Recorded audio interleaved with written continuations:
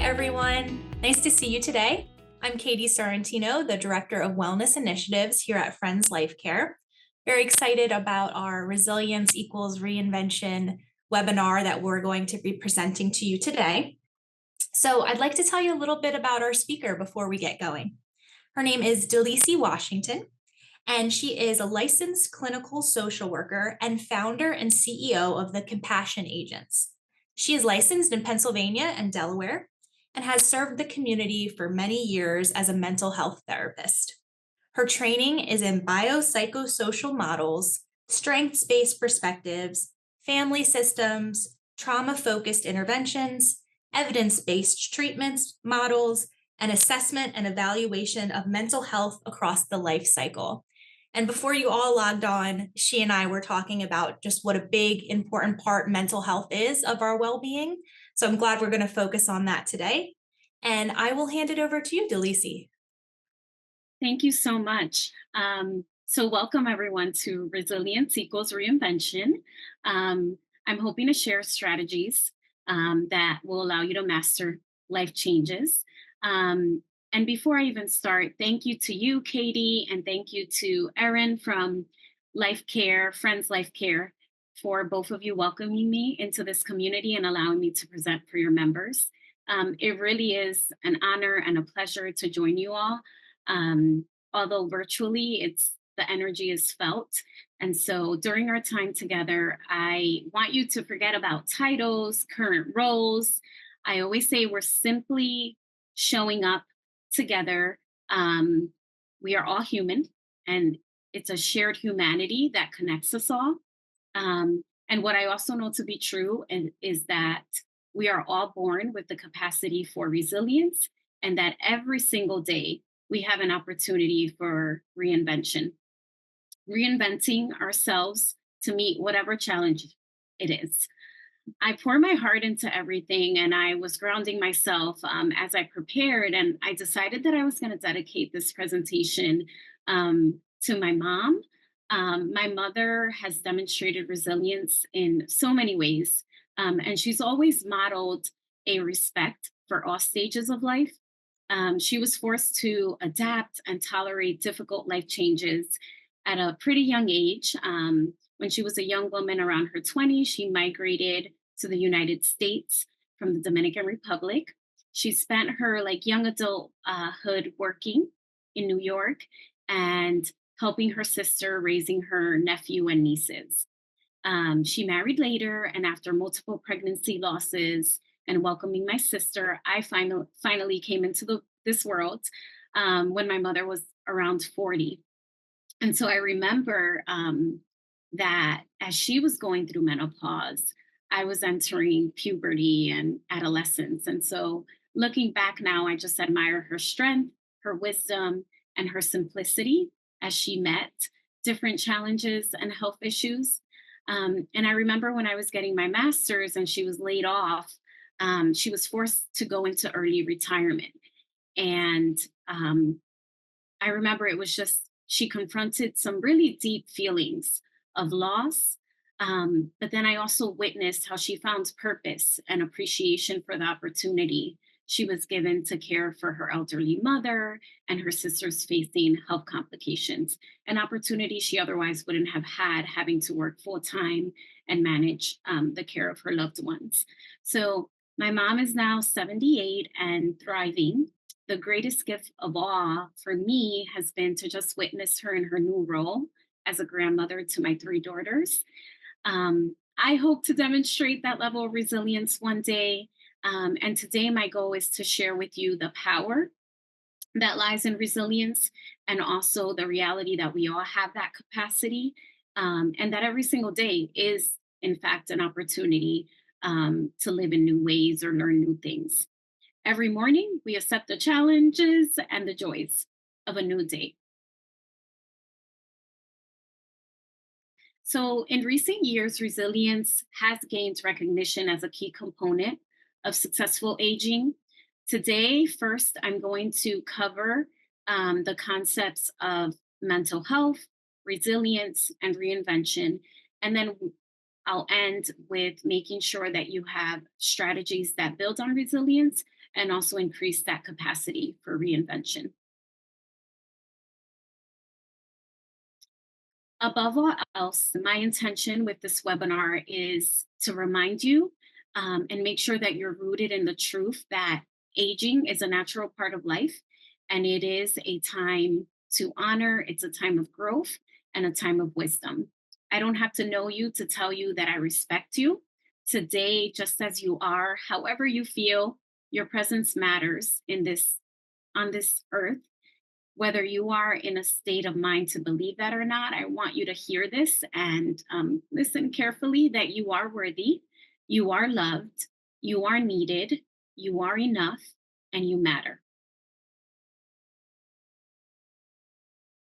So I'll start with some psychoeducation. As a mental health provider, I know that there is great value in reflecting about our thoughts and our feelings.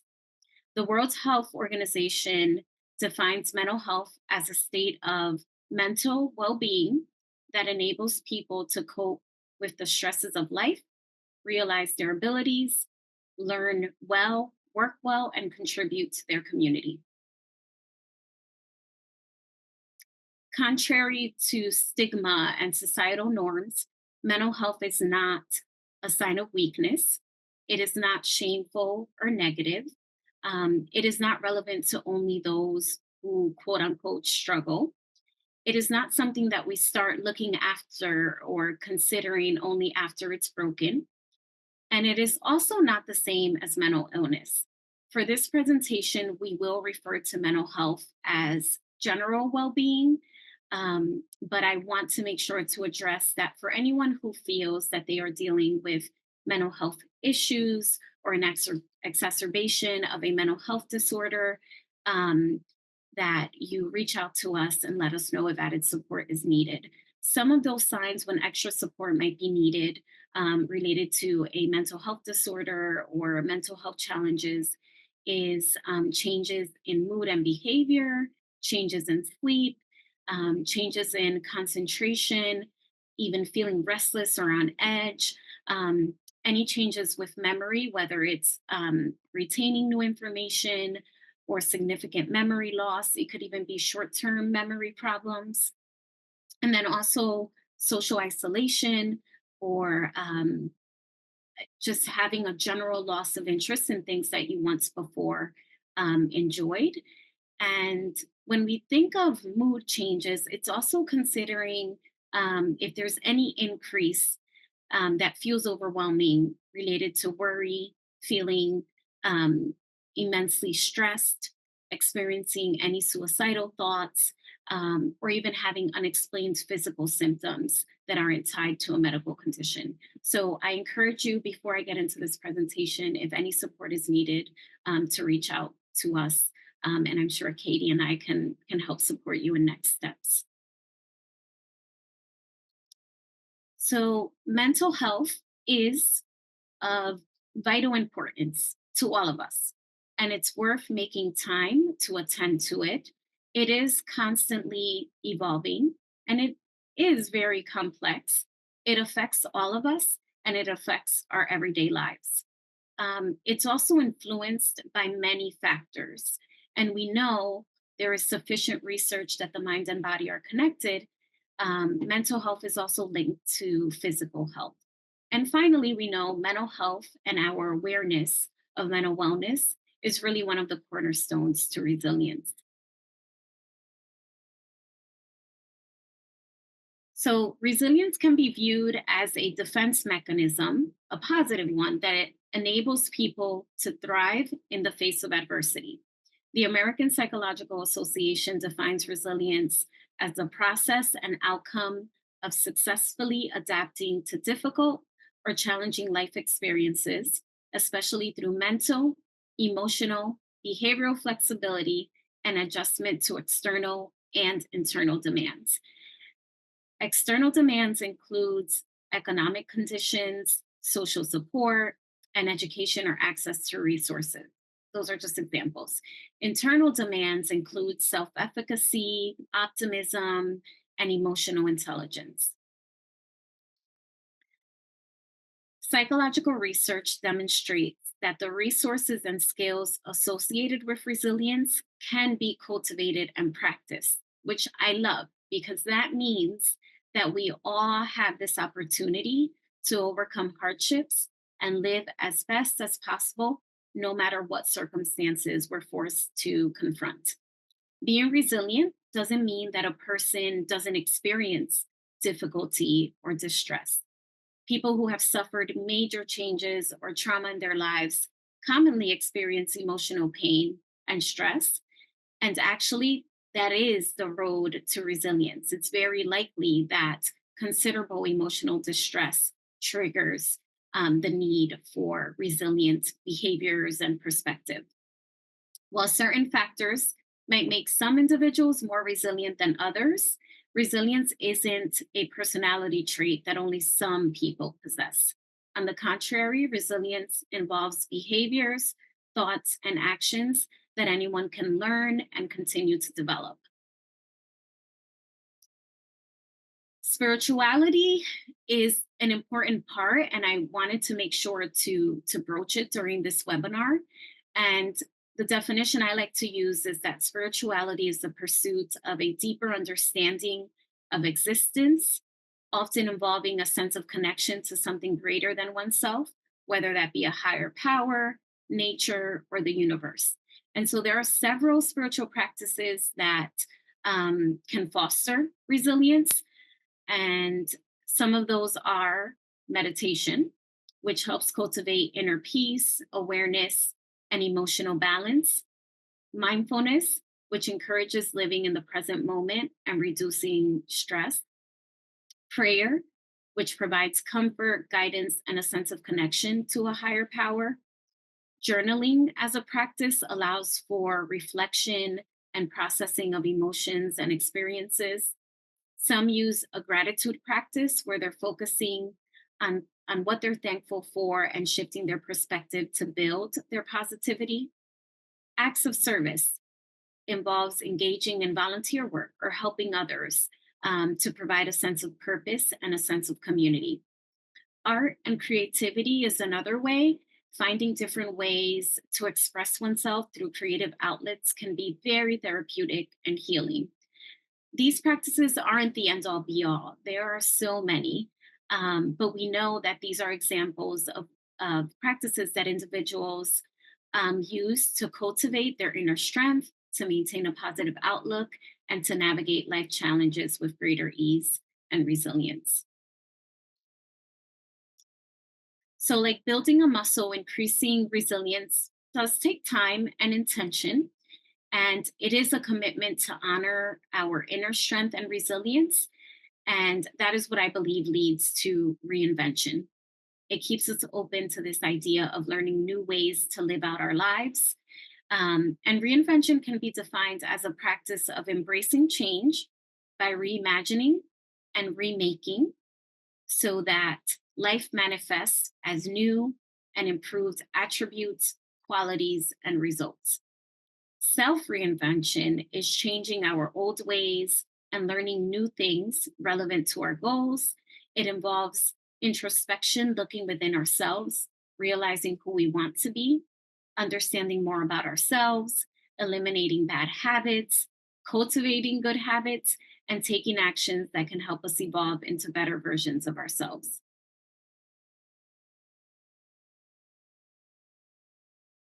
Before we can reinvent ourselves, we need to come to terms with who we were, who we are, who we want to be. We need to be able to recognize our strengths, our weaknesses, our passions, and our unique story in the world. We are constantly in the midst of so many changes, and we can't deny the challenges. During older adulthood, we know that individuals can often face a variety of challenges, and that could be physical health issues or chronic illnesses. It could even mean cognitive changes like memory decline or slower information processing, which can also be a huge concern. Older adults may also experience emotional and psychological changes that they never experienced before. And that might be triggered by coping with the loss of a loved one or facing feelings of loneliness or social isolation. It may mean just adjusting to changes in identity, purpose, um, or adjusting to life after retirement. Financial concerns can also be a significant stressor. And sometimes that's related to retirement savings, healthcare costs, or generally speaking, family demands and the finances related to it. Navigating those challenges requires resilience, it requires adaptability, and it also requires building a supportive network, whether it's through friends, family, or community resources. At the end of the day, we have to come to terms with the reality that there will always be challenges, big or small. And we also have to believe that from some of those greatest adversities, opportunities can emerge. Even if one's health is declining, there are new and fulfilling ways to engage in this world. Brene Brown is a well known social worker who studies courage, vulnerability, shame, and empathy. And she reminds us with this quote that owning our story and loving ourselves through that process is the bravest thing we'll ever do.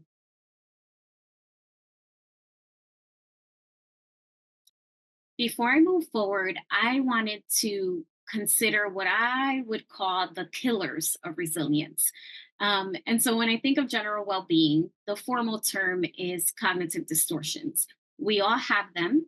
Um, Typically, it might be an automatic response or an automatic thought. And so I wanted to make sure that we talked about it today so that you can catch yourself the next time you find yourself confronting one of these cognitive distortions. And so the main types are first, it's black and white thinking. That can also be referred to all or nothing thinking. Um, an example might be I never have anything interesting to say. And so that I never or the never statement is what makes it all or nothing. And cognitive distortions are what they sound like. It's lies that we tell ourselves, things that we believe that are really not helpful, even though they're meant to protect us in the moment. So another is jumping to conclusions or mind reading. An example might be the doctor's going to tell me that I have cancer. Um, Personalization. That example is saying, something happens because of me, or, blaming yourself and taking everything personal that's happening around you. The shoulding and musting, that's when we're using language that is self critical, that puts a lot of pressure on us. For example, I should be losing weight, or I should have responded in a different way. Mental filters is when we're focusing on the negative, such as a health change or that didn't go well, or continuing to think I'm terrible because I'm not getting enough sleep. And so these are just some examples of the ways that we block resilience or block our general creativity and well being. And I repeat that sometimes this is our go to, but when we become aware, it can become within our control to catch ourselves and challenge some of those beliefs. Other cognitive distortions that are common are overgeneralization. So, for example, I'll never find a partner. Magnification and minimization involves magnifying the negative and minimizing the positive. An example is it was just one healthy meal, um, or fortune telling. My cholesterol is going to be sky high, like you're just telling what the future is going to be from a place of panic, maybe. Comparison. Um, I think many of us deal with this a lot, especially with social media and other avenues. And even as we face different phases of our lives, it can be easy to compare just one part of our life or our performance or a situation and compare it to another's, um, which we really may or may not know what their life is really like. But the point is that with comparison, we are making it to be as if we are in the negative light and that other person is in the positive. And an example of that could be all of my colleagues are happier than me. Um, my peers are healthier than me. Any of those comments. Another is catastrophizing, which combines like fortune telling and the all or nothing thinking. And it's when we're like blowing things out of proportion. So, an example might be the spot on my skin is skin cancer. I'm going to be dead soon. So, really just taking yourself to that worst case scenario. Labeling is another where you're labeling yourself as something negative, like I'm not a healthy person, or I'm not a productive person, I'm not a strong person. Um, Another is disqualifying the positive. Um, and it's partly minimizing where it's something positive happens and you might say, oh, that was just a lucky guess, or that'll only happen once. And so I want us to be mindful of these cognitive distortions, because the more we become aware, the more that we can actually challenge them and overcome them, so that we move towards resilient thinking or greater mental wellness. So, one of my favorite authors, Glennon Doyle Melton, writes or says, life is brutal, but it's also beautiful. Life is brutal. So, I'm here to remind you that no matter what is going on around you, in you, with or without you, circumstances don't have power over you. We have to acknowledge our mental status, our feelings, our pain, but we do not have to understand when, why, or how it's all happening in order to find peace. Do not let the impact of the world or your life shatter your thinking. You made it through yesterday, you woke up today. As long as you have breath in your lungs, you have purpose and power. When things don't go our way, we have to find a way to acknowledge it and actually confront it so that we can come to terms with it, accept it, and consider our feelings without overindulging in the intense or overwhelming feelings that result in what I would refer to as resentment. Resentment can be a big thing that just blocks our level of acceptance. And so resentment involves complex emotional responses that could be categorized by feelings of bitterness, anger, disappointment. It could often result from real life experience like unfair treatment, mistreatment, or unmet expectations. Resentment during later stages of life can often stem from unfulfilled expectations, perceived injustices, or unresolved conflicts from earlier life stages. This emotion can arise from various sources. It could even mean regret over missed opportunities, disappointments in relationships, or feelings of being undervalued or neglected by family, society, or institutions. Health issues, reduced independence, and financial constraints can also exacerbate these feelings, as is witnessing the success of others while dealing with really personal struggles. Resentment can also manifest as bitterness, frustration, and it can impact our mental health and relationships with others. So, how do we get from those dark moments to moments of clarity and peace, or becoming grounded in our true purpose? It's not about avoiding the stress. It's also not about ignoring difficult feelings or minimizing the bad days, but instead, it's a reminder that we're strong enough and that we can thrive amidst any life stressor. At any given moment, we can take a pause, we can tune into our inner power and our belief system so that we can refuel and gain perspective. I always say, pause to find your peace. I'm going to ask you to pause right now before I continue.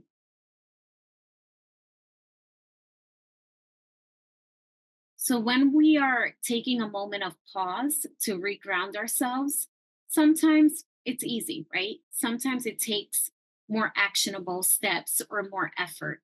And some ways might include thinking of a funny memory or gratitude or something meaningful in our lives. It might mean calling someone that we know might make us laugh, or watching a funny video that'll cause us to laugh out loud. And that's just to recalibrate, to quickly catch ourselves and bring ourselves back to reality or added perspective to really engage with what's happening to us and what is it that we need in that moment to feel better. So let's go into some strategies. How do we build on resilience? How do we tune into deep down inside knowing that we have the capacity to think in new ways and live in new ways? So, one is make connections. It can be really hard, but accepting help and support from those who care about us and are willing to listen to us really strengthens resilience. Making connections can lead to reinvention by introducing new perspectives, opportunities, or offering a support network that inspires or facilitates personal growth and change. Avoiding looking at crises as like an insurmountable problem, trying to look beyond the present to how future circumstances may be a little better is the goal. That fosters resilience and a growth mindset. It empowers you to adapt, to learn, and to reinvent yourself in response to challenges. We can learn from crises by reflecting on those experiences and identifying lessons and insights, and then applying that newfound knowledge to grow and improve on future decision making. Another way is accepting that change is a part of living. Accepting that change is a natural part of life encourages us to remain open and flexible. It also enables us as individuals to embrace new opportunities and directions. Most importantly, accepting circumstances that we can't change actually helps us to focus on circumstances that we do have control over and that we can actually alter. Moving toward a new goal or any goals is something that also helps to build that resilience. And that might mean doing something regularly or on a daily basis, even if it's a really small step, but a step that allows for some level of accomplishment because you know that you were moving towards a set goal. Pursuing a new goal also can yield fresh opportunities to redefine oneself or to find renewed purpose and fulfillment. Taking decisive action is also helpful. And that means that rather than detaching, avoiding, um, and just completely trying to avoid problems and stresses, it means that we're acting from a proactive stance and embracing the process to use that challenge to reshape our life or grow beyond our current self. And sometimes that means that we're just soaking and wishing that things could be different, um, without considering that there might be one or two things that we might be able to do to change the situation or experience that situation in a different manner. Looking for opportunities for self discovery is another way. And so people often learn something about themselves and may find that they've actually grown in some respect as a result of their struggle. For example, an older adult who's maybe retired from a long career might discover that they have a talent for writing. And that could look like beginning to write a book or engaging in public speaking about their experiences and sharing content and advice. Nurturing a positive view of ourselves is also important. And so avoiding negative self talk can be a big one. Developing confidence in your ability to solve problems and trusting your instincts helps to continue build on resilience. And reinvention in later years can be a powerful way to discover new passions and continue growing, providing that it's never too late to embark on a new journey or achieve new goals. Keeping things in perspective is also very valuable. Even when we're facing very painful events, trying to consider the stressful situation in a broader context and keeping a long term perspective really helps. For example, many people find that significant life changes, such as retirement or loss, can be an opportunity for a new way of life. Someone might choose to pursue a long held dream, start a new hobby, or engage in volunteer work. That shift in perspective can transform a challenging situation into a chance for personal growth and new experiences. And again, it also just shows us and proves to us that that long-term view is really about new possibilities amidst difficult times. Maintaining that hopeful outlook um, involves trying to visualize what you want rather than worrying about what you fear. And for this one, it might be considering the best case scenario versus the worst case scenario. And confronting both can actually bring up any cognitive distortions you may have. Lastly, taking care of yourself, paying attention to your needs and your feelings, and being honest with yourself, as well as giving yourself permission to feel whatever you feel, think whatever you think, but then also seeking out and engaging in those activities that you know allow you to feel better, more relaxed, or that provide some source of enjoyment. I wanted to leave you with something that you can carry day after day or whenever you remember, but a practice that can actually be daily. And that is grounded in self compassion. So it's hugging yourself. And it's a thing for those of you who may be hearing this for the first time. But first, I'll explain a little bit about self compassion. So, self compassion involves treating yourself with the same kindness, concern, and support that you'd show to a good friend, a loved one, or someone you deeply care about.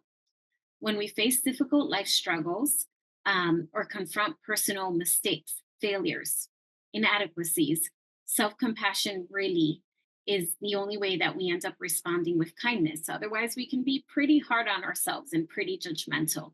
Um, that harsh self judgment is what we want to stray away from. And if it happens, it's just catching ourselves and bringing ourselves back. So recognizing that imperfection is a part of our shared human experience, giving ourselves permission to feel negative emotions, um, and then also making space so that we can lessen the impact of the problems in our lives.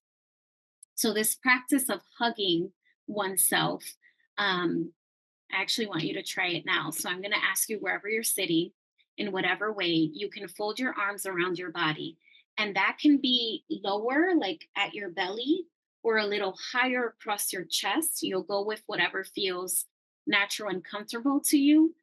Um, and then you can squeeze just enough where you feel pressure to create the sensation that you're most comfortable with. And so most people know that physical touch and hugs from other individuals have benefits, but this self hug also does. And benefits include stress relief, improved mood, increased self love, improved cardiovascular health, and even pain relief. And so, this is, I think, a daily practice that we should all be doing on a consistent basis, multiple times a day, whenever it's necessary. If anyone's uncomfortable with these motions, it can even be rubbing of the shoulder or the arm, but it's simulating that physical touch that we might receive from others, and we are helping ourselves in that moment. And for affirmation, some of those words I mentioned in the beginning of the presentation, I encourage you to consider this practice of self hugging or touching and saying, I love you, like speaking to yourself. I respect you. You are resilient. Or it could be I am statements. I am loved. I am respected. I am resilient. And these are just reminders. And um, they go much further than I think we can imagine if we can take that pause and engage in that practice or something like it. So I wish that your journey with resilience and reinvention continues today and always.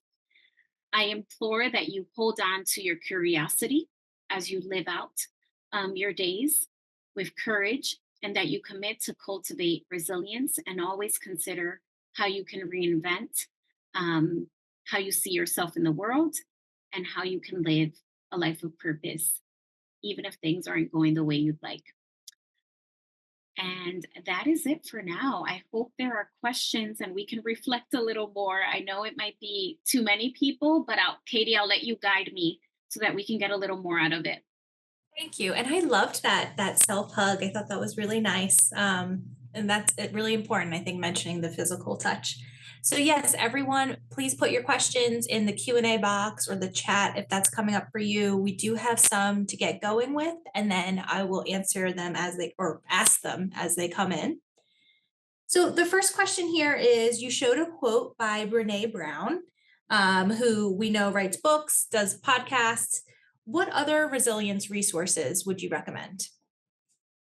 Good question.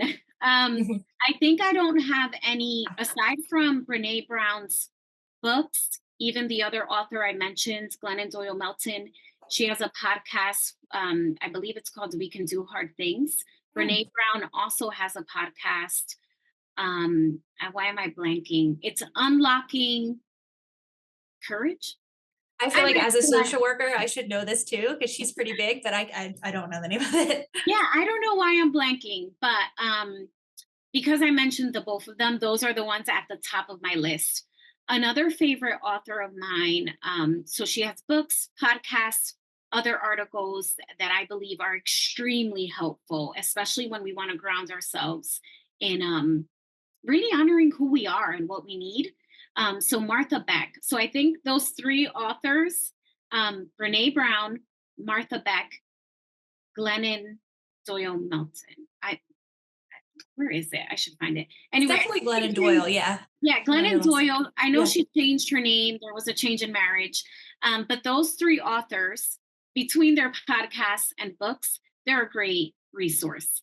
Um, and then other suggestions that I considered including a slide is that we live in an age of technology where now um, podcasts are also on YouTube, or so you can visually see it, or you can listen to it, audiobooks, different talks. I think that now, as long as we know we're going to a trusted resource, any questions we have about building skills in this way, or the psychoeducation around these things, or brain health, it's kind of at our fingertips. Or not being afraid to reach out and ask someone, hey, have you experienced this? What have you found most helpful? Mm. um, so uh, I think innately, thinking back, and Brene covers some of this, when we consider what we enjoyed when we were children or adolescents, or like that play and creativity, usually that provides quite significant like insight to guide us into things that we no longer do, that actually really support our mental wellness and our resilience. Yeah, thank you. Someone said, can I see or hear a tape of this? It was excellent and just on time. Yes, this is being recorded. So you will get probably 48 to 72 hours. This will come to your email account. If you have any problems, reach out to me and I'll make sure you get it as well. The next question, how do you think COVID impacted resilience? Ooh. Okay, so we know that resilience um, is often built from these really traumatic, stressful, or times of uncertainty. And so, from what I recall, even for myself, but having conversations about this, we know for a fact we took a big hit as a country, as individuals, as family, whatever role we were in, whether it was home, work, life in general. We did take a big hit, and we saw that our symptoms exacerbated. So there was the exacerbation of mental health symptoms, but we also saw that individuals found new ways to live, function, like, or things that they were forced to do during COVID. They realized this is actually something I want to continue once things open up again, or these are needs I have that I didn't realize. I do want to lead a life that's a little slower, or so many insights. If we take the time to think about it, that individuals were actually able to realize how resilient we are as a people, how resilient they were as a person, and really engage with personal characteristics that they never had to channel. And so I think it was a and both, right? There were definitely, we all know, right? negative things that were born out of that, and also positives. And I think some of us are still recovering, recalibrating. But that piece of reflection and some of the suggestions I had when we take the time to think about it, um, it's a lifelong journey of continuing to foster that Mm. resilience. Yeah. And I think for everyone watching, what you just did right there is a perfect resilience reframe. Obviously, COVID was extremely traumatic. A lot of us went through it. And at the same time, people adopted technologies in ways that they never had before. And people made life changes and realized what they really wanted and what was important. So that was a beautiful answer. Tied in really well. Let me see here. What I'm else? actually, if it's okay, because I consider this too, one of these, the big things out there that I like to reiterate is sometimes we use the word but or this. Mm, And so that and statement is huge. Like I can yes. be at whatever phase of my life, I can be excited. I can also be, and I can be sad over said change. I can be looking forward to said, also grieving the change or leaving a team behind if I'm leaving work. So that and statement can really give us the permission we need to feel what we feel. Yes. Yes. Lovely. Mhm. Just so far, one more comment, and if anyone has anything else, please put it in. This comment is just about the cognitive distortion slide where you mentioned comparison. And this person wanted to note the saying, comparison is the thief of joy. So Really, that rings thank true, you. I think. Yeah, Yes, yes. yeah. Let's see And here. those cognitive distortions, um, they are automatic responses and they are fear responses. And so we know. I always say if it's not what's the word? Almost like if it doesn't make us feel better, even if it's a hard truth, if there's no like peace around it or we're still unsettled, then we should ask ourselves what part of this is fear or consider some of those cognitive distortions. Because usually, even if it's a hard truth that we're confronting, there's just this level of like, okay, at least this is a truth Mhm. and I can admit that I don't like it, but we're more settled than if it's these lies that sometimes we're filled with. I don't know if that Sure. makes sense, but I can provide more Oh, it examples. does. Yeah, it does. It comes from a place of fear.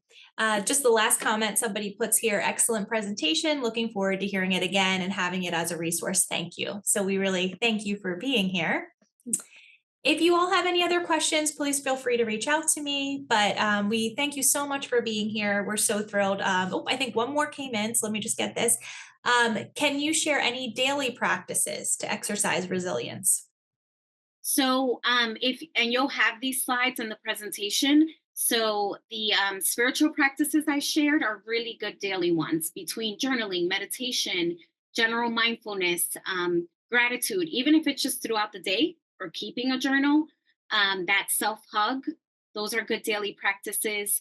And thinking in like morning, lunch hour, evening, like having those checkpoints to pause and check in with yourself. And instead of the should haves and the would haves, always ask yourself, what do I need right now? Or I have permission to feel sad about this right now. I have permission to be joyful about this right now. So I think, yeah, just that.